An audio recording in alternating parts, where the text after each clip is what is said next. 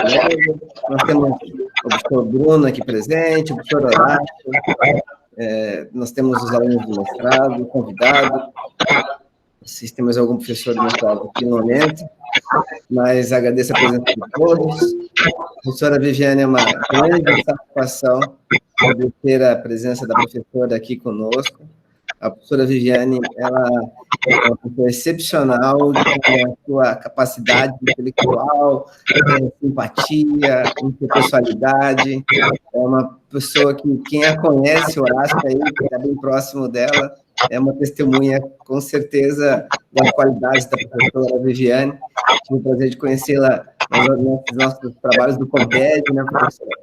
E, desde então, foi uma das melhores amizades que nós pudemos conseguir nesses tempos, por conta de toda a experiência e colaboração. A professora Viviane não mede esforços para integrar as pessoas nas atividades e projetá-las dentro de todos os ambientes possíveis. Tive o prazer de encontrá-la em Portugal, no Combradec, também. E é uma grande satisfação, professora, poder contar com a sua presença aqui, aceitando esse convite. Certamente, dentro dessa tua agenda atribulada, nós combinamos um encerramento bem no horário, porque já tem entrevista para a Band e outras coisas mais. Então, é uma grande satisfação, professora, mais uma vez recebê-la, e ter as suas palavras para com nossos alunos do mestrado e os convidados também, que nós abrimos a possibilidade de poder compartilhar esse conhecimento da professora com mais pessoas. A professora Viviane, ela tem mestrado e doutorado na PUC São Paulo, é coordenadora do mestrado e do doutorado da Unicuritiba, em Direito, e, como disse, é uma professora que representa muito bem a área do direito nas suas pesquisas, nas suas falas e nas suas ações, seja administrativas, seja educacionais. E aí nós conversei com o professor Horácio e pensamos na professora e conseguiríamos ter um minutinho dela, um tempinho, para que ela pudesse colaborar conosco aqui na sua experiência acadêmica, profissional de pesquisa também. E aí, professora, deixa eu falar com a senhora. Mais uma vez agradecendo essa presença brilhante da professora junto ao nosso programa. Mais uma vez, né, porque nós já tivemos uma grande experiência em um momento anterior, numa palestra que a professora pôde vir aqui ao Umuarama. Espero que possa repetir essa vinda, né? Nós temos um evento internacional que a professora pôde conversar, participar dos alunos. E agora, mais uma vez, temos essa contribuição para os novos alunos do mestrado, que certamente já ouviram falar da professora, mas que agora tem a oportunidade de, mesmo à distância, conhecê-la. Professora, muito obrigado. Muito obrigada a você, professor Celso, querido amigo, professor Horácio, querido amigo, irmão, e também professor José Laurindo, professor Eduardo Cambi, que são igualmente amigos preciosos, e por isso eu posso dizer a vocês, queridos colegas que aqui nos assistem e que vêm, nesse momento, compartilhar conosco essa experiência de pesquisa, né, num período que, para muitos, é um período de desânimo, mas que para nós não. Eu tenho que começar agradecendo. Eu agradeço a confiança do professor Celso, depositada em minha pessoa para fazer essa reunião aqui com vocês, do professor Horácio e a amizade deles, né? E agradeço a cada um de vocês aqui presentes, aqueles que são os mestrandos da Unipar, aqueles que são professores da Unipar e de outras instituições que estão conosco, e outros amigos e colegas que a gente acompanhando aqui pela tela e percebendo que estão chegando aqui nessa conversa. E nos foi proposta a temática exatamente sobre a pesquisa científica, né?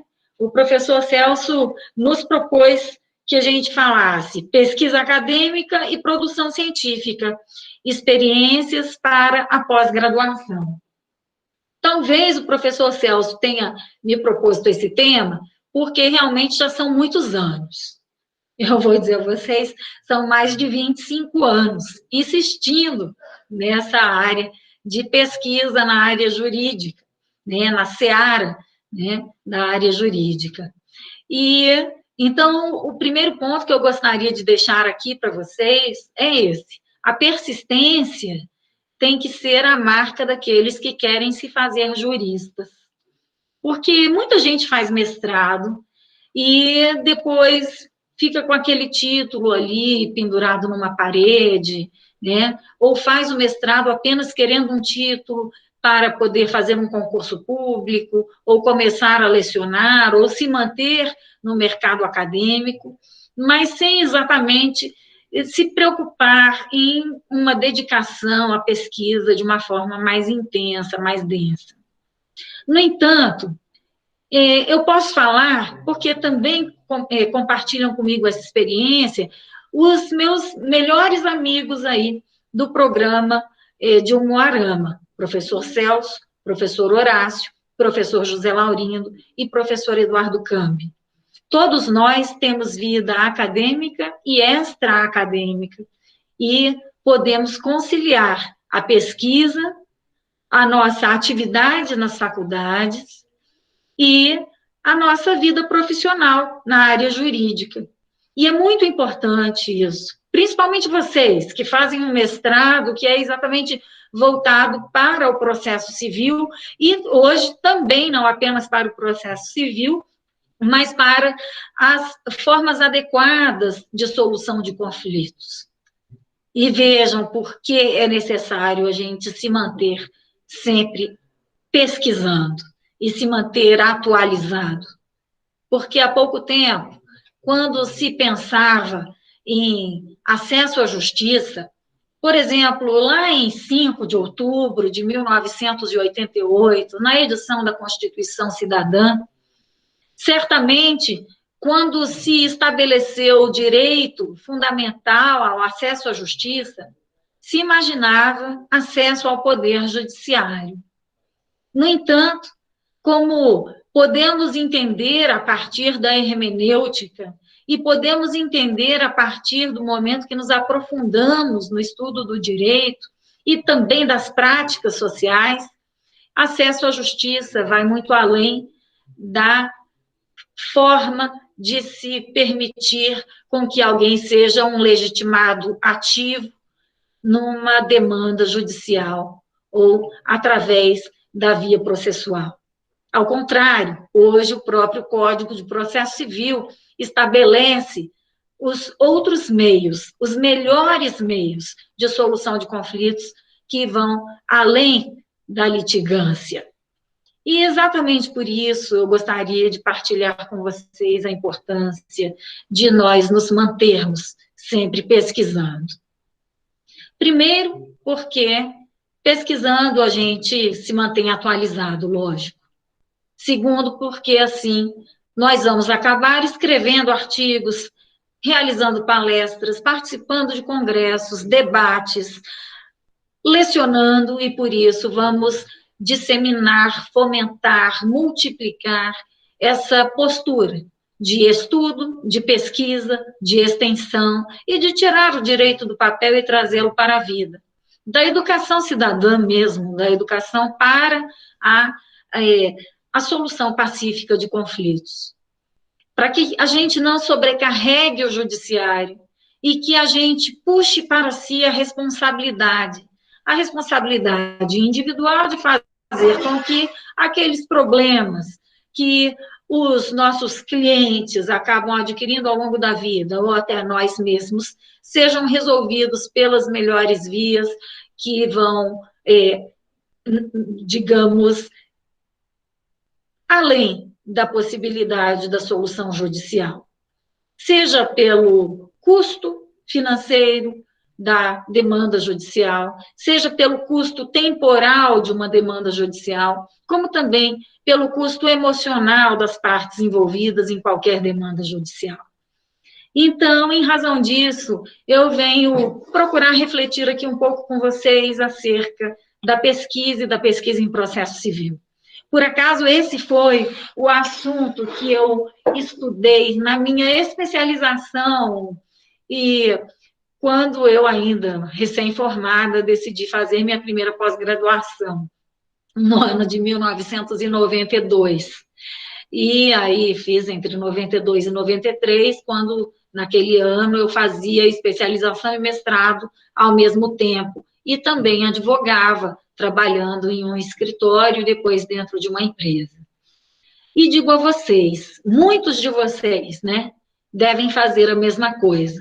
Alguns fazem especialização, fazem mestrado, trabalham em alguma empresa ou em algum escritório, têm seu próprio escritório, ou estão atuando em algum poder público, ou em algum serviço público ou particular, ao mesmo tempo. E, em algumas situações, nós pensamos, será que eu consigo? Será que eu vou conseguir escrever todos os artigos que o professor Celso fala que eu preciso escrever para poder me tornar um mestre? Para não simplesmente ter um título de mestre, mas para que eu realmente me sinta um mestre. Eu realmente possa me apresentar como tal, porque existe isso. Existe a diferença entre você ter um título e você se investir daquele título, até como uma questão de responsabilidade pessoal, por fazermos parte, vejam só, da elite intelectual, da elite cultural do nosso país, e não só do nosso país, do nosso continente, da América Latina. E um pouco mais tarde, do mundo. A partir do momento que aqueles que fazem mestrado decidirem fazer doutorado, fazemos parte de uma grande minoria no globo terrestre. E exatamente por isso, a gente tem que dizer, a educação continuada é o que faz a diferença na nossa vida. Por quê? Vejam só, nesse ano de pandemia, quantos são os que pararam, tantos são os que desistiram. E nós não, estamos aqui. Nós percebemos que pela virtualidade conseguimos manter as aulas e com muita qualidade. Nós percebemos que pela virtualidade conseguimos fazer aulas e também realização de grupos de pesquisa e trabalhos de orientação. Nós percebemos que é possível continuar pesquisando. E aí eu quero lhe dar algumas dicas. Uma realidade que aconteceu no próprio programa de mestrado que eu coordeno. Num primeiro momento, no início da pandemia, algumas pessoas falaram, professora, a gente não vai mais conseguir pesquisar, porque as bibliotecas estão fechando. A faculdade vai fechar, a biblioteca vai ficar fechada. E aí eu disse, não, mas existem as bibliotecas virtuais para download gratuito de livros, de artigos científicos, de periódicos inteiros. E vocês, na Unipar, têm acesso também a essas bibliotecas virtuais. Uma vez que a gente tem acesso às bibliotecas virtuais e a plataformas como EBSCO, Scopus, Cielo, nós temos um universo de temas que podem ser explorados por nós em nossas pesquisas, em idiomas variados e ainda com uma facilidade. A possibilidade de fazer a tradução imediata de um texto. De repente, eu pego lá um texto que estava escrito, digamos, em mandarim, em japonês, em árabe, em russo, em húngaro, enfim. E aí você diz, mas por que em húngaro? Alguns que já tenham conhecido o meu trabalho sabem que eu tenho difundido muito a cultura húngara, porque fui aceita para fazer estudos pós-doutorais na Hungria há algum tempo, eu e o meu marido, e também nós celebramos um convênio entre o nosso programa de mestrado e um programa da Hungria, né, da Universidade ELTE, né, em Budapeste. E é um idioma realmente muito difícil, mas que aquele país lá do leste europeu, que coleciona mais de 15 prêmios Nobéis, e vejam vocês, em medicina, engenharia, física, química, economia, literatura, até prêmio Nobel da Paz, enquanto nós, aqui no Brasil, sequer um prêmio Nobel temos ainda, temos com eles muito a aprender. Nossos irmãos argentinos, que estão aqui ao lado, também aqui logo abaixo para vocês, mais perto do que aqui para mim, que estou em Curitiba, né? Também já tem prêmio Nobel. Então, vejam, nós temos tanto a aprender com colegas de instituições estrangeiras e que disponibilizam os seus trabalhos nessas plataformas virtuais que eu comentei, como em algumas outras, e que são trabalhos científicos, que estão em grandes plataformas virtuais e, muitas vezes, as principais bibliotecas das mais renomadas universidades do mundo, como Oxford, Yale, Columbia, Harvard, Sorbonne, dentre outras, King's College e assim vai, né? As bibliotecas estão todas digitalizadas com obras clássicas e obras recém-editadas ao dispor de todos nós.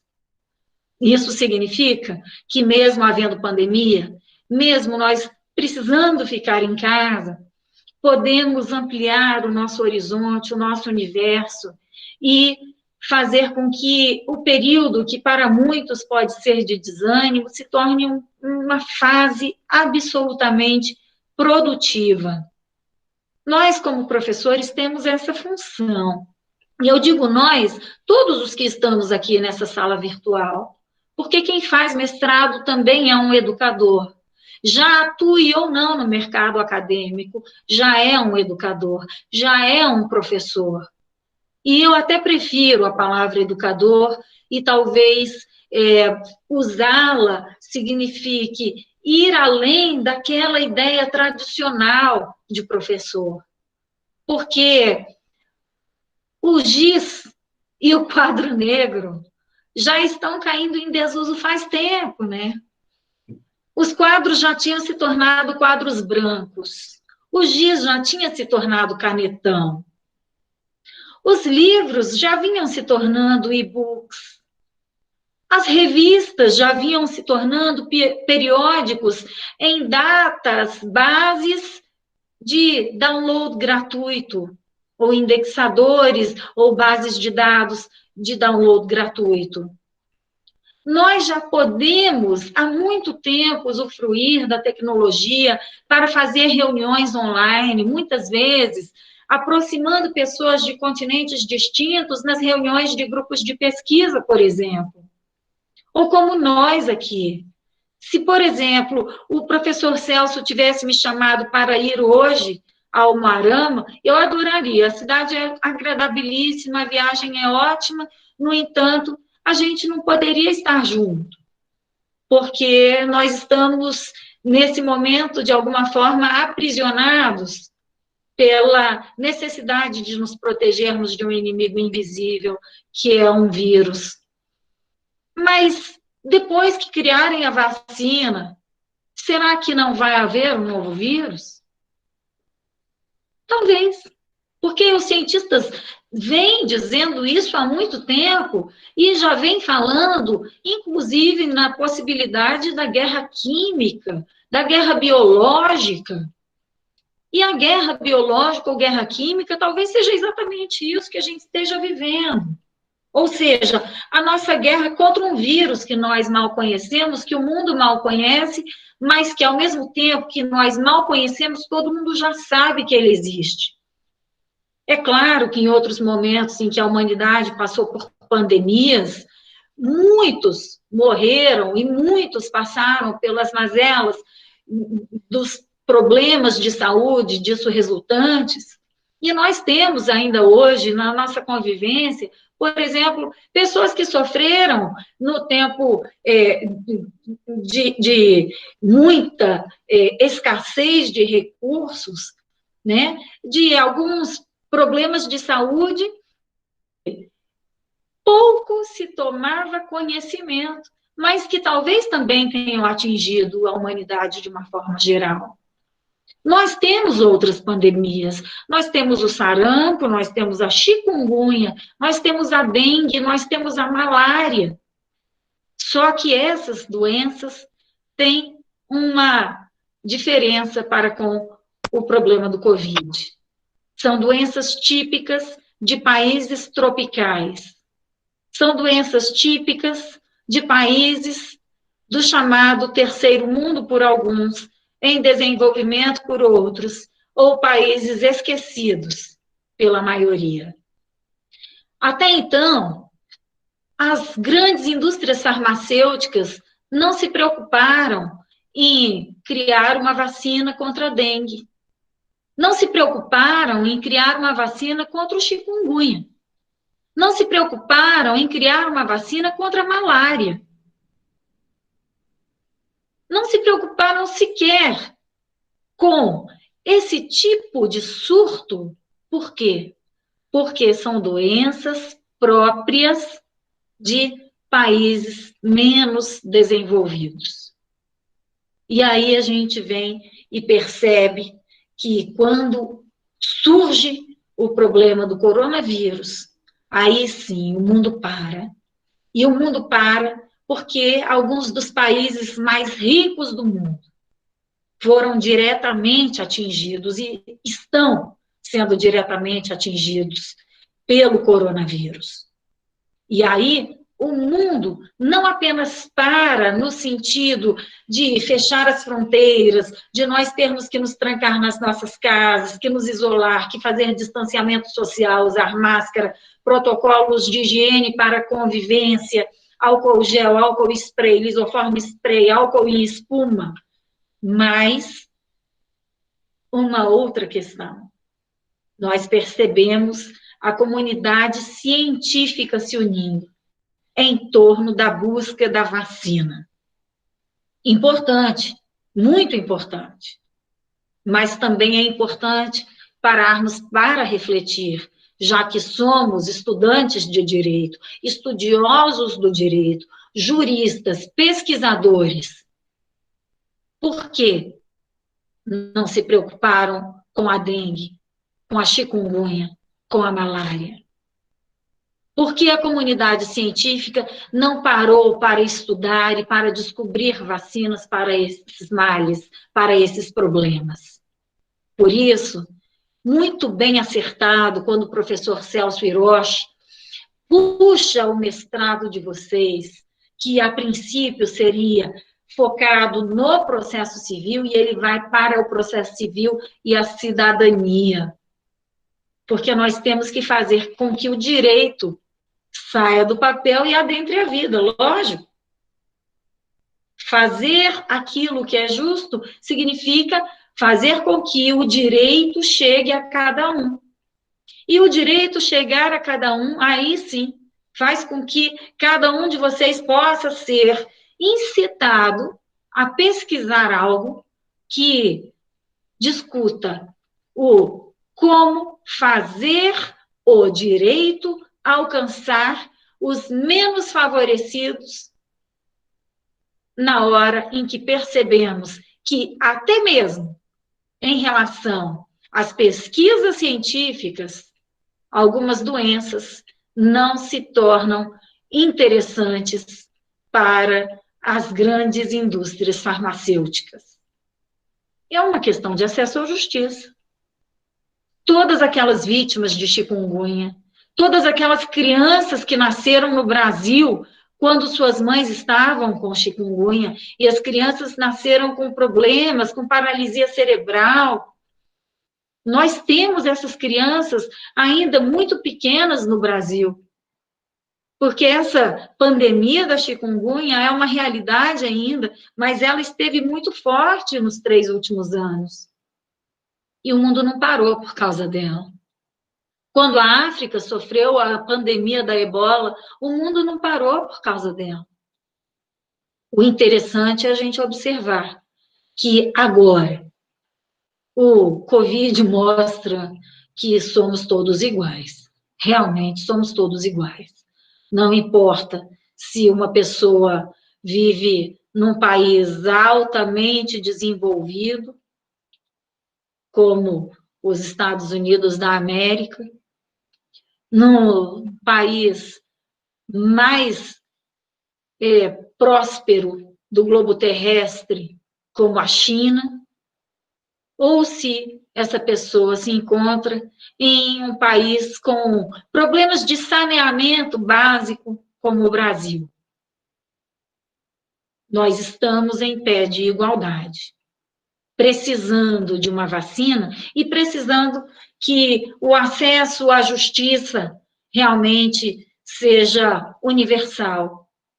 Precisando de respirador, precisando de UTI, precisando de leito hospitalar, mas talvez não só isso.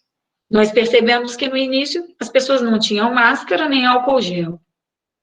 Mas nesse momento faltam alguns medicamentos que aparentemente começam a surtir algum efeito positivo no tratamento do vírus, como, por exemplo, a ivermectina, que é um vermífugo que sempre se comprou sem receita, porque não tem efeito colateral, é um vermífugo, e sempre foi muito comum as mães de 6 em 6 meses, por exemplo, darem um vermífugo para os seus filhos, né? Mas, a partir de ontem, a ivermectina passou a ser um remédio controlado, como alguns outros vermífugos já tinham passado também recentemente a ser remédios controlados. Por quê? Porque talvez assim se consiga impedir a falta desses medicamentos na hora que realmente alguém vier a precisar. E aí nós vamos observar que a falta de medicamentos faz com que muitos realmente acabem recorrendo ao poder judiciário para ter o acesso ao tratamento de saúde, para ter o acesso àquilo que lhe é garantido pelo direito, ou que lhe é estabelecido como direito fundamental, inclusive. E eu quis trazer esse exemplo para dizer que todos nós temos, então, uma função como pesquisadores.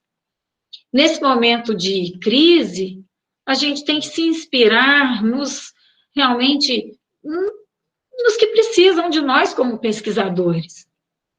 Por quê? Porque o resultado das nossas pesquisas pode criar jurisprudência, pode abrir precedentes judiciais, pode mudar a visão de um intérprete ou de um aplicador da lei, pode inspirar um membro do Ministério Público, pode inspirar um membro do Judiciário, pode inspirar líderes de sociedade, líderes de comunidades, sejam os representantes de classe, sejam os líderes comunitários, os agentes de saúde, e aquelas pessoas que vão ter o poder nas mãos para ou criação de políticas públicas ou implementação das mesmas, exatamente. Muitas vezes a partir daquilo que a gente possa propor por meio dos nossos trabalhos acadêmicos. E, em alguns momentos, nós podemos questionar como eu posso, na minha qualidade de estudioso do direito, na minha qualidade de jurista, colaborar para a transformação social num momento como esse. Talvez, nesse momento, pensando, por exemplo, e aí já fica o convite, professor Celso, de organizarmos uma coletânea sobre o direito e o acesso à saúde em tempos de pandemia. E não pensando apenas nessa pandemia, como eu disse, pandemia de dengue, de chikungunya, de malária, de sarampo, né, de varicela, catapora, coisas que em alguns países sequer existem mais, ou que nunca existiram, mas que aqui nós temos também. E então nós precisamos pensar nessas situações. E podemos nos colocar a serviço. Mas não apenas pensando em escrever sobre isso, mas em conscientizar outras pessoas, em fazer o nosso trabalho cidadão mesmo, né? Aquele trabalho de, por exemplo, a gente encontrar um pedinte na rua e ele está lá pedindo dinheiro, e muitas vezes essas pessoas estão tão preocupadas com simplesmente ter o que comer, que elas não estão nem antenadas para o problema do vírus e a necessidade de um uso de máscara ou de um álcool gel. E muitas vezes nós temos que ajudar a conscientizar essas pessoas também. Por isso, a gente pensar em soluções adequadas de conflitos ou em criar meios de impedimento de criação de conflitos. O nosso trabalho preventivo como juristas, como pessoas que nos colocamos a serviço da sociedade. Porque, como dizia o professor André Franco Montoro, né, o direito é um serviçal da sociedade. Tanto que uma lei, quando recém-editada, por mais nova que seja, nunca é inovadora. Não sei se vocês se lembram dessas palavras de André Franco Montoro, né? Porque, embora ele já tenha falecido, né? E falecido agora já há mais de 20 anos, professor Franco Montoro deixou um ensinamento fundamental para quem quer entender o direito. Por mais nova que seja uma lei, ela nunca será inovadora. Por quê? Porque, primeiro, a sociedade muda. Primeiro surgem os problemas sociais, surgem as pandemias, surgem as crises econômicas, ou surgem as soluções, surge a tecnologia, surge a mudança climática, a história muda, a economia muda de curso, para depois nós percebemos que alguns valores, algumas regras de etiqueta social deixam de fazer sentido ou passam a fazer mais sentido. E só depois disso é que nós conseguimos perceber que o direito tem que alcançar essas mudanças. E por isso, primeiro a história muda, depois o direito a alcança. E exatamente porque primeiro a história muda e depois o direito a alcança, é que nós precisamos, de fato, ser estudiosos. Nós precisamos ter uma visão holística da realidade que nos cerca, uma visão geral da realidade que nos cerca. Temos que nos colocar realmente como pessoas que acompanham os clamores, os anseios e as necessidades de cada geração para poder propor projetos de lei, políticas públicas e, naturalmente, fazer isso por meio até mesmo da via judicial, quando nas nossas peças inspiramos os julgadores. E como dizia o professor Geraldo Ataliba, quem faz a jurisprudência não é o judiciário. E aí você que faz o mestrado em processo civil vai me dizer, Viviane, você está louca? Como é que você vai me dizer que quem faz a jurisprudência não é o judiciário, se qualquer aluno primeiro anista, vamos dizer, na primeira semana do curso de Direito, quando vai aprender o que é jurisprudência, entende que se trata das decisões reiteradas do Poder Judiciário, não é mesmo? Sim, são decisões reiteradas do Poder Judiciário. Mas Geraldo Ataliba, que foi um gênio do direito no século XX, na segunda metade do século XX, grande tributarista, professor de mestrado, doutorado na PUC São Paulo, autor de muitos livros, inspirou muitos autores que hoje estão aí no auge. Geraldo Ataliba dizia o seguinte: quem constrói as teses são os juristas, que somos nós, os pesquisadores, os estudiosos, as pessoas que fazemos mestrado e doutorado e pós-doutorado, enfim, os que escrevemos artigos científicos, livros, damos palestras, e também os advogados, nas teses que criam, para defender as causas de seus clientes. O judiciário vai se convencer a partir das teses levantadas e defendidas por esses profissionais da pesquisa e do direito. Então, quando se faz a jurisprudência, o judiciário nada mais está fazendo do que endossando uma tese que foi criada por alguém, mas não criando aquela tese. Percebem? Essa é a ideia de Geraldo Ataliba, mas que mostra para a gente o quão importante é o nosso papel como pesquisadores, o quão importante é o seu papel. O seu papel, Lilian Cristina, o seu papel, Mariana Sartori, o seu papel, Sivonei Simas, o seu papel, Felipe Cazu, o seu papel, Júlia Isabelle, o seu papel, Natan Gonçalves, o seu papel, Leonardo Fratini, o seu papel, Bruno Dias, o seu papel, Alessandra Silva, o seu papel, Eduardo Mafrey, o seu papel, Diogo Lima, o seu papel, Mariana Novak, e aqueles que eu não mencionei o nome, Débora Figueiró. Vi aí, de passagem, de relance, ainda, professor Ivan Ruiz. Então, eu digo, é o nosso papel. Professor Horácio Montesquieu, professor Celso Hiroshi. E digo mais a vocês, e já estou terminando essa fala para não ser cansativa demais.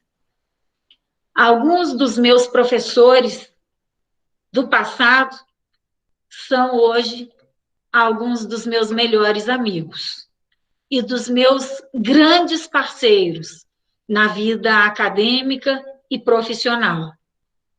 Alguns dos meus professores do passado já faleceram, mas marcaram minha vida profundamente. Exemplo, Celso Bastos. Mudou minha vida. Celso Bastos foi um pai jurídico, mas há outros. Maria Helena Diniz. Maria Helena Diniz, eu digo para ela, professora de todos nós, porque não há um estudante de direito no Brasil que não leia pelo menos algum capítulo de algum livro da Maria Helena.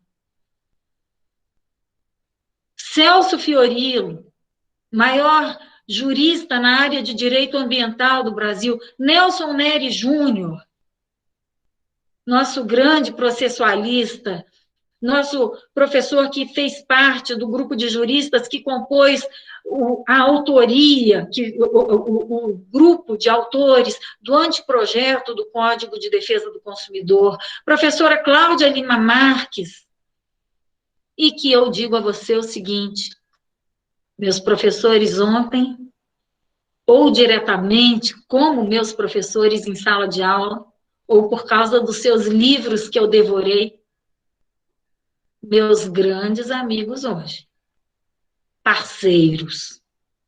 E aí eu lhe digo, porque nós, quando estamos nessa comunidade científica, como aqui estamos, nós estamos irmanados.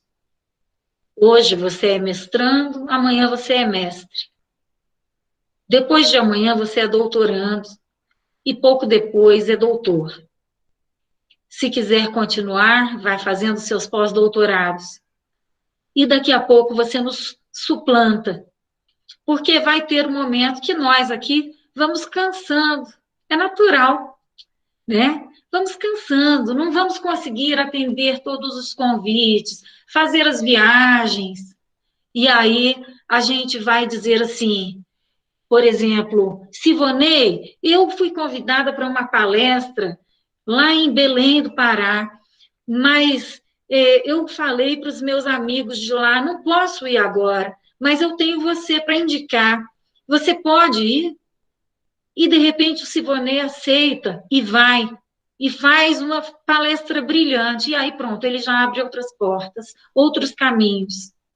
E esse é o nosso papel. Quem leciona em mestrado tem que formar novos autores, palestrantes, consultores, pesquisadores, professores de nível superior, seja na graduação, na especialização e em cursos de extensão. Quem leciona em doutorado tem que formar pessoas capacitadas para que, uma vez doutores, criem novos programas de mestrado e formem novos mestres, além de já serem autores, palestrantes, enfim, como estava dizendo.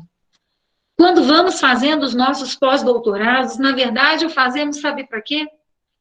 Para acompanhar o ritmo de vocês mais jovens que nós, de vocês mais jovens mesmo que na área jurídica ou na área acadêmica, às vezes têm a mesma faixa etária ou até podem ter um pouco mais ou muito mais idade do que nós. Eu tenho um aluno que tem mais de 80 anos, é um desembargador aposentado e que é um autor consagrado e decidiu fazer doutorado. E nós aprendemos um com o outro. Sempre assim. Mas lhe digo, a nossa grande intenção, e é o que convém, isso é bíblico, que você cresça e eu diminua. Não é? A gente vai se unindo nessa boa corrente, nessa corrente do bem, para fazer com que muito mais pessoas se interessem por devorar livros, por escrevê-los, por lê-los, por discuti-los, por fomentar a pesquisa, fomentar o direito, no nosso caso, mas principalmente por fazer com que realmente consigamos construir a sociedade científica do direito.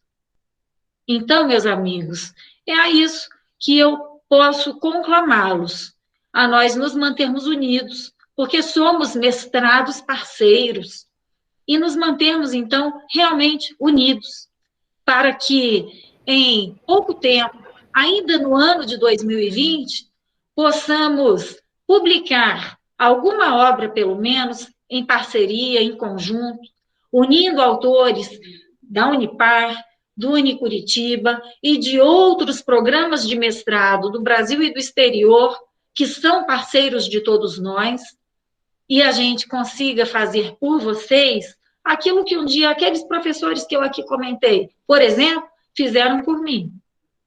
E fizeram mesmo. E quando eles iam fazendo por mim, eu realmente ia colocando no meu coração e na minha mente, que era minha obrigação depois fazer por outras pessoas. Nós temos que lembrar que estamos alimentados, banhados, protegidos de alguma forma, porque temos o acesso à dignidade, ao bem-estar das questões que dizem respeito ao mínimo existencial. E então, por isso, eu vou trazer como palavra final algo que eu aprendi com minha mãe. Se você teve mais oportunidades do que a maioria, você também tem mais responsabilidades do que a maioria. Meus amigos, contem comigo. E é uma honra estar aqui com vocês. Obrigada. Professora, muitíssimo obrigado pelas palavras. Realmente somos privilegiados, todos nós, onde estamos, e muito mais agora com essas palavras da professora, que certamente enche a todos assim com energias e estimula muitas reflexões para a gente poder continuar, melhorar, ampliar e sermos, como a professora disse, um dia exemplos para outros, e que certamente faz parte da nossa carreira acadêmica, e creio que todos que estão aqui buscam algo a mais na vida, né? E a gente tem esperança, né, professora Viviane? Quando o aluno entra no mestrado, ele tem que sair diferente, né? É uma coisa que a gente espera de todos, porque é uma experiência ímpar para todos nós. Só falando dos professores, me lembrei das aulas da professora Maria Helena Diniz, de outros tantos professores na PUC, né, que deixaram marcas, e certamente a gente espera, dentro da nossa pelo menos na minha pequenez, nossa presença, que a gente possa lembrar, fazer lembrar também coisas boas durante esse curso e outras oportunidades. Professora, eu sei que a senhora tem essa atividade agora em seguida, né? E eu sei que a gente não vai poder tomar mais tempo da professora. Eu só quero agradecer, né? Eu sinto a todos que não possam fazer perguntas, porque a professora tem um compromisso. Não, se quiserem, eu não quero tomar o tempo da senhora, né? Não, se quiserem perguntar, criticar, sugerir, né? A gente tem que ter o diálogo. Eu fico aqui de coração aberto mais algum tempinho, né? Então a gente pode utilizar, né? Caso alguém queira registrar alguma coisa, a gente tem apenas uns cumprimentos no chat, se alguém quiser também registrar alguma coisa. Certamente todos gostaram muito da fala, professora. Eu deixo aberta aqui a palavra, caso alguém tenha interesse.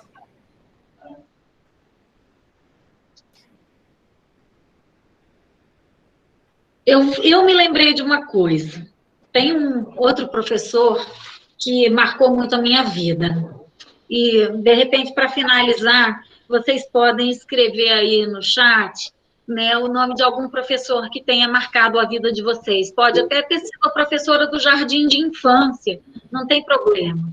Mas isso vai servir de estímulo para você na sua vida acadêmica, para você lembrar que a gente, nessa qualidade de professor, às vezes a gente vai marcar tanto a vida de alguém.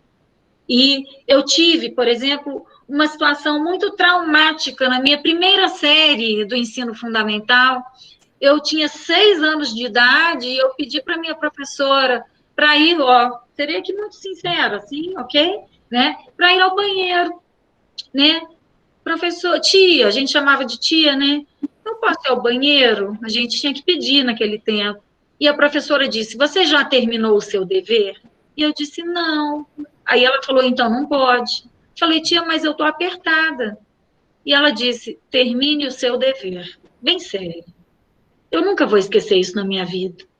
Porque eu fiquei passando tão mal naquela aula e aquilo me marcou de uma forma negativa. Mas uma coisa muito bonita aconteceu, porque eu passei mal na sala de aula. E a professora chorou, porque ela se arrependeu, porque ela não tinha acreditado naquela criança de 6 anos, que era muito levada, realmente era muito levada. E aí ela disse, ai, Viviane, é que você é tão levada, eu achei que você só quisesse passear, né? E eu chorei, eu falei, eu nunca pedi para ir ao banheiro, para passear, professora, né? Mas aquilo ficou marcado em mim, e eu lembro do seguinte, se a gente gosta do professor, a gente gosta da matéria, né? E um professor que, há alguns anos, acabou também se tornando um grande amigo, e ele é um ídolo para mim, eu acho que, assim, ele está entre os 5 maiores constitucionalistas do Brasil, é o Ivo Dantas. Ele fez parte da minha banca de doutorado, né? E o professor Ivo Dantas é genial, ele tem 2 livres docências, ele é um sujeito que tem uma inteligência, assim, extrema, né? Acelerado na inteligência, no raciocínio, no conhecimento, enfim, né? E um dia eu liguei para ele, para convidá-lo para alguma coisa, e era um sábado, né, mais ou menos 10 da manhã, e liguei e falei, ai, professor Viviane. Aí ele, Viviane, minha filha, que ele é de Recife, né? E aí, Viviane, minha filha, eu falo bem esse sotaque, minha mãe é baiana e eu sou meio baiana também. Aí, veja, eu tenho que entrar em sala de aula agora. Então, vamos falar depois do meio-dia? Aí eu falei, professor, o senhor está dando aula aos sábados? Não, menina, eu estou fazendo uma pós-graduação. Eu estou estudando, estou fazendo uma pós em biodireito. Aí eu, é sério? O senhor está fazendo outra pós, uma especialização? Pensa, ele é um mito, né? Ele é um mito, ele é um gênio. Ele já escreveu sozinho mais de 60 livros. Ele é desembargador aposentado, foi reitor da Universidade Federal de Pernambuco, é um professor catedrático e tal, e fazendo uma especialização. Ele falou, eu estou estudando biodireito, porque é tema novo, minha filha, e se a gente não se atualiza, A garotada vem, pergunta as coisas, a gente não sabe. Então, eu lhe digo, amanhã você pode até ser nosso professor, porque faz parte. É assim, né? Então, ó, estamos juntos. É isso. Mais uma vez, muito obrigado, professora. Deixa a palavra aberta, se alguém quiser registrar alguma coisa, fique à vontade. Ih, ninguém gostou de mim. Então, tá. Não, professora, é que a fala impacta, né? E, assim, com certeza todos a admiraram, como eu já admirava, né? E a cada dia mais, porque realmente a professora tem uma experiência de vida e de academia que são muito importantes e compartilhadas, né? Assim, conosco. E é uma grande satisfação, mais uma vez, ouvi-la. Queridos, olha, então eu vou me despedir, né, agradecendo, colocando realmente o nosso PPGD do Unicuritiba ao dispor. E ao dispor para quê? Para a gente fazer eventos virtuais, para a gente escrever em parceria, organizar coletâneas, né, professor Celso, professor Horácio, né, e temos essa facilidade, como eu disse, porque eu e meu marido, Fernando, né, professor Fernando Quinoer, somos muito amigos de professor Celso, de professor Horácio, de professor José Laurindo, de professor Eduardo. Então, quer dizer, só nisso aí a gente já está com um time de professores que representam o mestrado da Unipar, com professores que representam o mestrado do Unicuritiba, e a gente pode realizar alguns bons projetos ainda nesse ano. Eu tenho dito o seguinte, para a maioria vai ser um ano perdido, né? Muitas pessoas, inclusive, que estudam em instituições públicas, realmente estão com o ano perdido. Sorte daqueles que têm a oportunidade de estar em instituições particulares, bem estruturadas, como é o caso da Unipar e também do Unicuritiba, porque não paramos e podemos nos encontrar, fazer eventos, sorte mesmo, porque esse ano pode ser um ano de muitos desafios, como está sendo, de muitas perdas, como para muitos está sendo em vários aspectos, mas, ao mesmo tempo, de muito aprendizado. E, então, por isso, gente, a gente vai combinar uma coisa, não vai ficar aqui só na palavra, vamos fazer aí uma publicação conjunta esse ano ainda, né, professor Celso, né, gente? Combinado? Combinado, com certeza. Professora, muito obrigado. Maravilha. Então, muito obrigada mesmo. Obrigado. Ótimo final de semana, professora. Para vocês também, queridos. Até a próxima. Abração para vocês. Beijo a todos. Obrigada. Tchau, obrigado tchau. Obrigado a todos pela presença, pessoal. E até mais. Obrigada, prof. Obrigada, lindeza. Muito obrigada. Carinho de vocês. Tchau, tchau. Tchau, professora. Parabéns, parabéns. Muito obrigada mesmo. Muito obrigada. Abração para vocês. E aguardo os nossos projetos. Muito obrigada.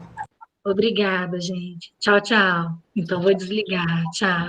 Obrigada, professora Viviane. Abraço. Abraço, obrigada.